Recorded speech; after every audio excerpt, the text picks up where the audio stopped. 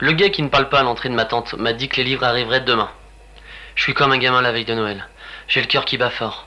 Pas seulement pour les livres ou la chaleur, mais surtout parce que je vois ce qui se dessine. Quelque chose d'immense nous attend, vous et moi, chers auditeurs que je ne connais pas. Pour que vous le compreniez aussi, je dois vous en dire plus sur mon champ d'expertise. Je suis un expert en biochimie hypothétique. Alors, sur la Terre, nous les humains, les animaux, les plantes, en gros, on est des assemblages de cellules vivantes dont la structure dépend de l'atome de carbone. Mais sur une autre planète. Bon, il y a beaucoup de carbone dans l'univers, donc il est possible que ce soit pareil. C'est assez feignant comme effort d'imagination.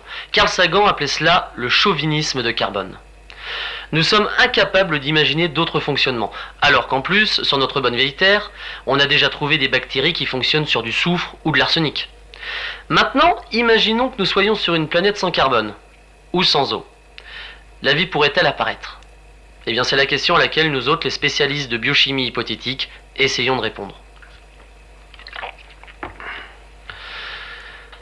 La méthode de travail classique est aussi très chauvine, si vous voulez mon avis. On prend des cellules classiques, on enlève le carbone et on met autre chose à la place. Par exemple, le silicium, vous savez le truc qu'il y a dans les ordinateurs. Et on regarde si ça marche. Et ça marche. Plus ou moins. Vous savez que les humains respirent de l'oxygène, O2, et expirent du CO2. Le feu aussi fait ça, cela nous donne de l'énergie, c'est la vie. Dans cette vie de silicium, on aspirerait de l'O2, mais on expirerait du SiO2, du dioxyde de silicium. Et le SiO2, c'est solide, on aurait les poumons pleins de cailloux. Ce n'est pas très grave, hein. On pourrait imaginer qu'on expire non pas du gaz, mais de la matière solide, un peu comme quand on va aux toilettes. Pour tout vous dire, ce jeu de puzzle m'ennuie. Mes collègues fabriquent des architectures de silicone et de germanium théoriques, mais terriblement prévisibles. Avec le temps, j'ai remarqué deux choses. La première chose, c'est que la vie s'accroche. La vie est partout et elle est tenace. On envoie des hommes sur la Lune, mais nous n'arrivons pas à anéantir la bactérie du tétanos.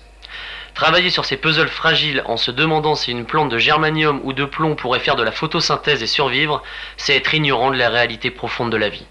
La vie se cache partout et tiendra bon, quels qu'en soient les sacrifices. La deuxième chose, c'est que comme le disait Sagan, nous sommes chauvins. Mais comme le disait aussi Lovecraft, nous vivons sur des placides îlots d'ignorance, incapables d'imaginer ce qu'il y a dans l'abysse qui sépare ces îlots. On cherche de la vie sur Mars, mais pourquoi mépriser Vénus? Parce qu'il fait 427 degrés à la surface? Et pourquoi pas de la vie sur le Soleil?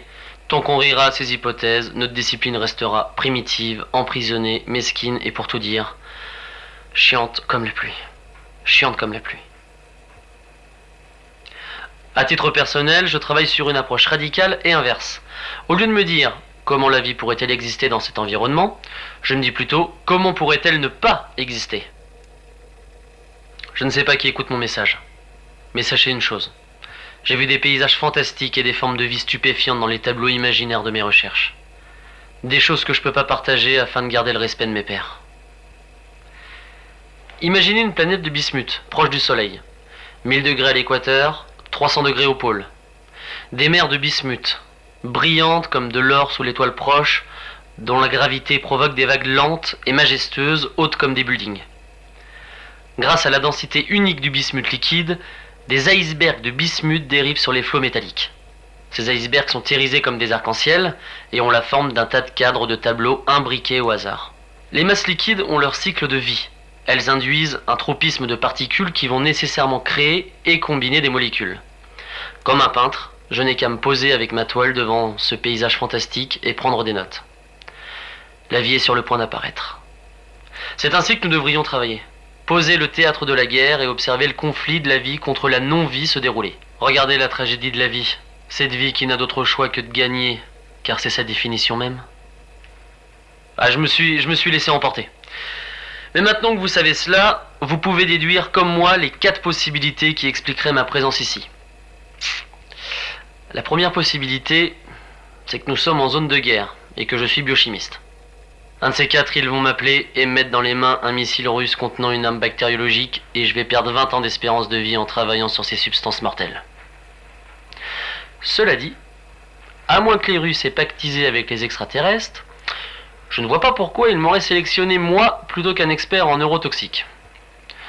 La deuxième possibilité est un scénario de type Stargate. Ils ont découvert un portail magique vers un autre monde, et je vais être celui qui va analyser les nouvelles formes de vie inconnues. Je vous avoue que ce serait le pied total, mais j'ai de gros doutes. La troisième possibilité est un scénario que j'appelle le Stargate Light. C'est qu'une météorite est tombée dans le coin, en ces latitudes on peut facilement les voir. Et peut-être qu'elle dispose de briques élémentaires de composition de la vie, dans une gangue de glace, ou même de silicium. Ce n'est pas impossible et plutôt excitant. C'est ce qui fait battre mon cœur. Une telle opportunité pourrait rendre ma carrière déjà brillante. Disons, totalement aveuglante. Et cette attente insupportable dans cette chaleur aura vraiment valu le coup. Oui, il fait chaud, même d'en parler me donne des frissons. La quatrième et dernière possibilité, c'est qu'ils sont tous aussi cons qu'ils en ont l'air. Ils m'ont recruté par erreur. Alors, j'aime la science-fiction bien sûr. Mais étrangement, en l'état de mes connaissances, c'est actuellement le scénario le plus plausible.